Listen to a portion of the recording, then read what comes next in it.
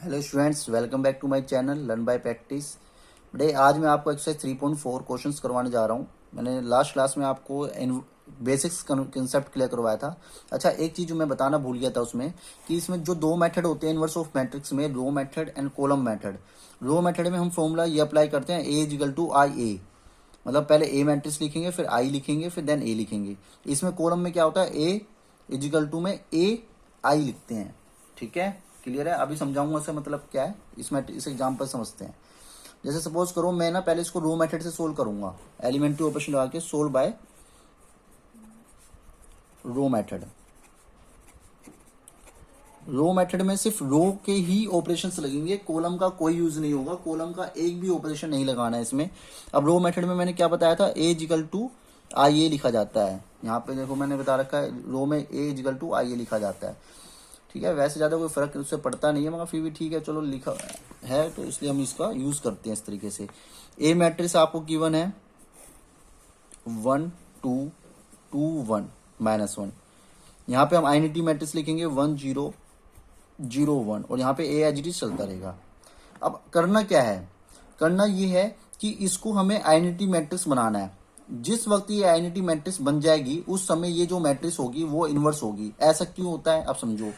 देखो, अगर I equal to आई क्या होता है, ए इनवर्स डॉट ए, ये आई होता है। तो कहने का मीन्स ये है, अगर मैं इसको आई मैट्रिक्स बना दूं तो ये अपना आप ऑटोमेटिकली क्या बन जाएगी, ए इनवर्स बन जाएगी, और A inverse into A is equal to I होता है। समझ रहे हो, तो हमें ये पता लग जाएगा कि ये इनवर्स मैट्रिक्स होगी, but I have to convert this matrix into I. और जो ऑपरेशन मैं इस मैट्रिक्स में लगाऊंगा इसको आई बनाने के लिए, वो ऑपरेशन सेम इसमें भी लगेंगे। ठीक है, अभी मुझे लग रहा है आपको समझ में नहीं आया होगा, पहले एग्जाम्पल से समझते हैं, मतलब इसको सोल्व करते हैं फिर समझते हैं। देखो, अब इसको आई बनाने के लिए मुझे क्या बनाना पड़ेगा, उसको 1 बनाना पड़ेगा। 1 ऑलरेडी है ये, तो मैं इसको नहीं छेड़ूंगा। अब मुझे इसको 0 बनाना है। अब इसको 0 बनाने के लिए मैं क्या कर सकता हूं,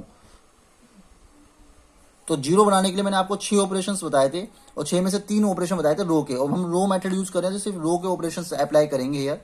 ठीक है, इसमें तो मुझे इसको 0 बनाना है, तो मैं क्या कर सकता हूँ, R2 में से R2 में है ना ये, R2 में मैं माइनस कर सकता हूँ 2 की 1 में मल्टीप्लाई करके, 2 की 1 में मल्टीप्लाई करके।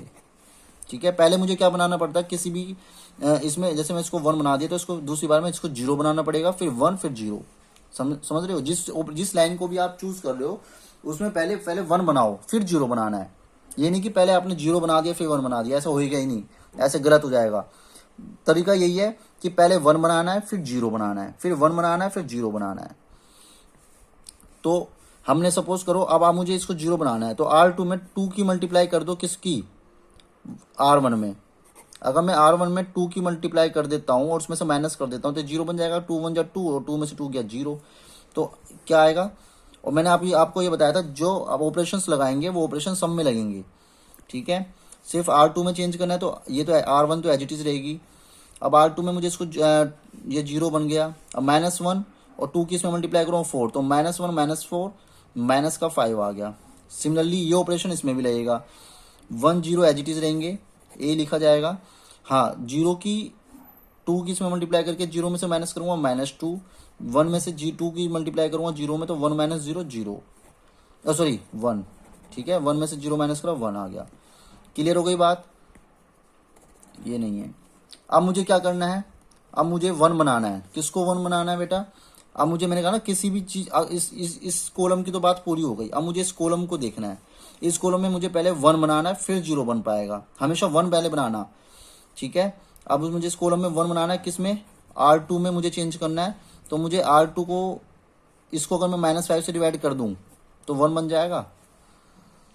और ध्यान रखना, जो चीज आप चीजें 0 और 1 और 0 बना सकते हो वही ऑपरेशन अप्लाई करना, जो दूसरी जो वैल्यू उस वाले कॉलम को चेंज ना कर सके। क्लियर है बात, सिर्फ वही ऑपरेशन। अगर मान लो मैं -5 से इसमें डिवाइड करूंगा तो इसमें तो कोई चेंज नहीं आ रहा ना, तो यही इस तरह के ऑपरेशन ही आपको अप्लाई करने हैं जिससे उस वाली डिजिट पे कोई फर्क ना पड़े उस पर। क्लियर है बात यहाँ तक। तो मैंने R2 को -5 से डिवाइड कर दूं तो 1 बन जाएगा, आसानी से 1 बन जाएगा बेटा। तो 1 2 0 को 5 से डिवाइड करूंगा, -5 से 0 ही आएगा। -5 को -5 से डिवाइड करूंगा 1 आएगा।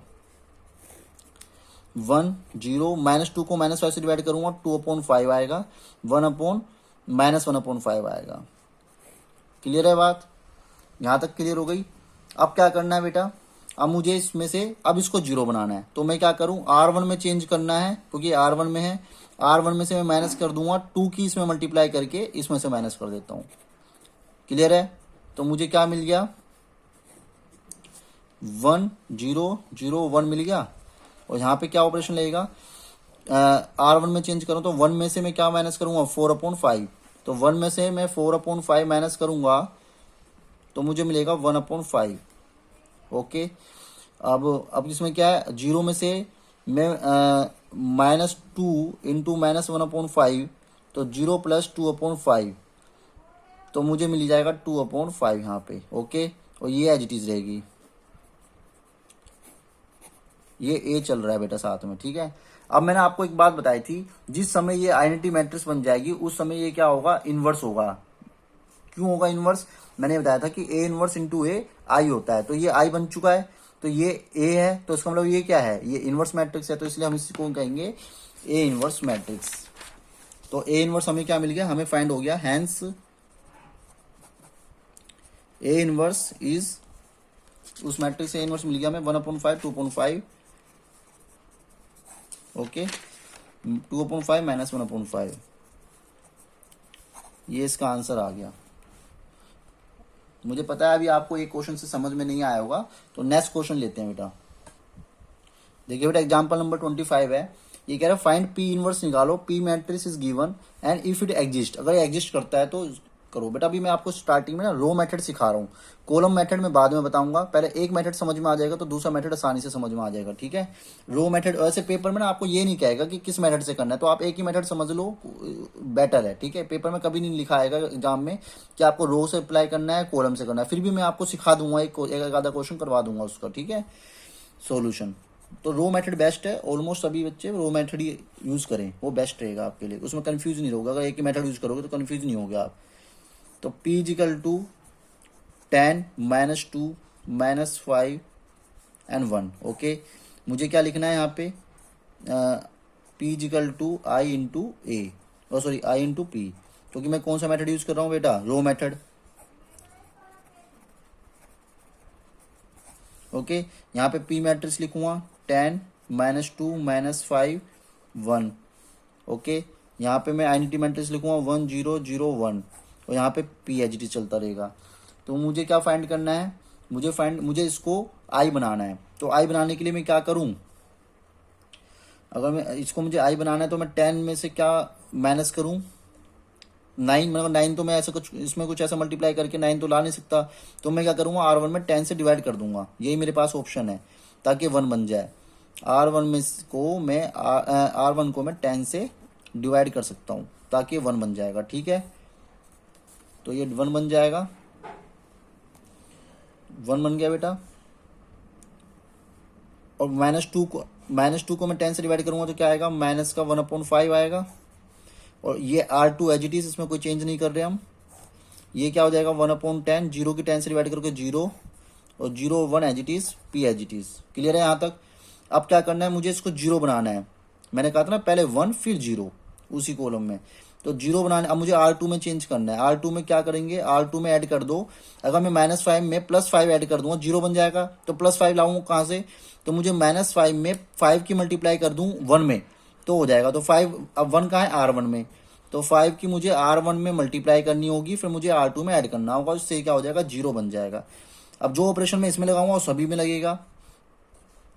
R1 में कोई चेंज नहीं कर रहे, वो एज इट इज, -5 + 5 0, 1 + 5 इंटू -1/5, 5 से 5 कैंसिल, तो ये भी 0। ठीक है, समझ रहे हो? तो अब ये क्या होगा, 1/10 as it is, 0 as it is, P 0 की 1/2 हो जाएगा, ये 5 की मल्टीप्लाई करूँगा, 5 2 जो 1/2 हो जाएगा, 5 की इसमें तो 1 ही रहेगा।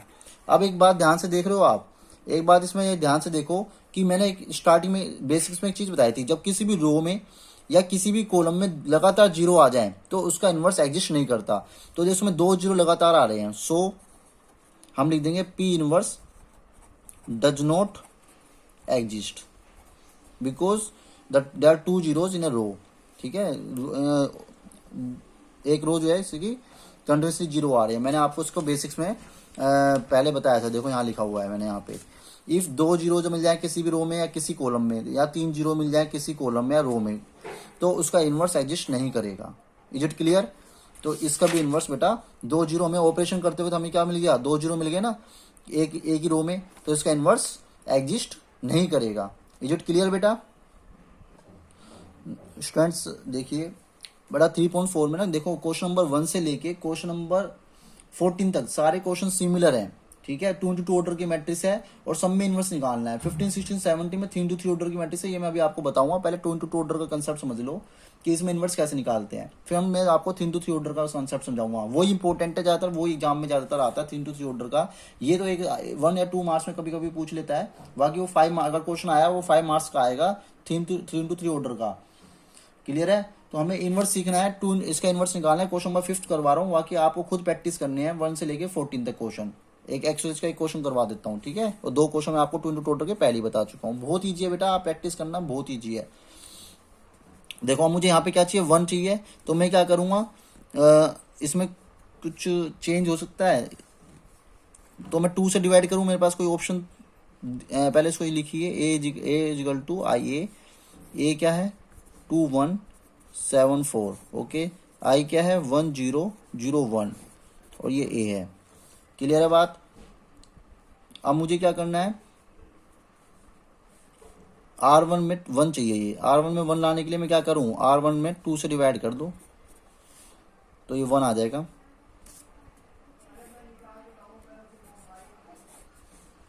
1/2 7 4 1/2 0 0 1 ए। क्लियर है यहाँ तक बात? अब बेटा क्या करना है इसमें, अब मुझे इसको जीरो बनाना है R2 में, तो R2 में क्या मैं माइनस 7 में से 7 माइनस करूंगा, जीरो बन जाएगा। तो R2 में मुझे चेंज करना है, R2 में से मैं माइनस कर सकता हूँ 7 की मल्टीप्लाई करके R1 में। क्लियर है? कर सकता हूँ। तो 1 ये जीरो बन गया, 1/2। अब 7 की मल्टीप्लाई करेगा 4 में से, 7 की इसमें मल्टी 7/2 आएगा। क्या आएगा, 2 4 8 1/2 आएगा, ओके। यहाँ पे क्या है 1/2 जीरो, जीरो में से 7/2 माइनस करेगा तो माइनस का 7/2, 1 में से जीरो हो जाएगा 1 आएगा, सॉरी। क्लियर है? ए। अब क्या करना है मुझे इसको 1 बनाना है, फिर जीरो बनेगा, पहले 1 बनाना है। तो मैं 1 बनाने के लिए क्या करूँ, 2 से मल्टीप्लाई कर दूँ R2 में, R2 में 2 से मल्टीप्लाई कर दूँ तो ये 1 बन जाएगा। 2 की मल्टीप्लाई होगी 1/2 की 2 से मल्टीप्लाई करें तो 0 1 बन जाएगा। 0 की 2 में मल्टीप्लाई करूँगा 0 ही आएगा, इसमें तो कोई फर्क नहीं आ रहा है। तो 2 की 2 में 1/2 में मल्टीप्लाई करो 1। ध्यान रखना जो ऑपरेशन आप आगे लगाओगे उससे कोई भी पीछे जो चेंज किया उसमें कोई चेंज नहीं आना चाहिए। अगर कोई उस ऑपरेशन में से कोई इसमें चेंज आ रहा है जो पीछे चेंज किया है आपने, तो समझ लो आपने ऑपरेशन गलत लगाया है, ठीक है। माइनस का 7 2 की 2 आएगा। अब मुझे क्या करना होगा इसको जीरो बनाने के लिए, तो बेटा मैं इसमें 1/2 की मल्टीप्लाई करके अगर मैं R1 में से माइनस कर दूं, ठीक है, तो ये जीरो बन जाएगा। ऑपरेशन क्या लगेगा, R1 में से माइनस कर दो 1/2 की R2 में मल्टीप्लाई करके, क्योंकि हाफ बन जाएगा और हाफ को हाफ में से माइनस करूंगा जीरो बन जाएगा, तो ये आइडेंटिटी मैट्रिक्स बन जाएगी। तो पहले मैं लिख लेता हूँ इसको नेक्स्ट पेज पे अच्छे से।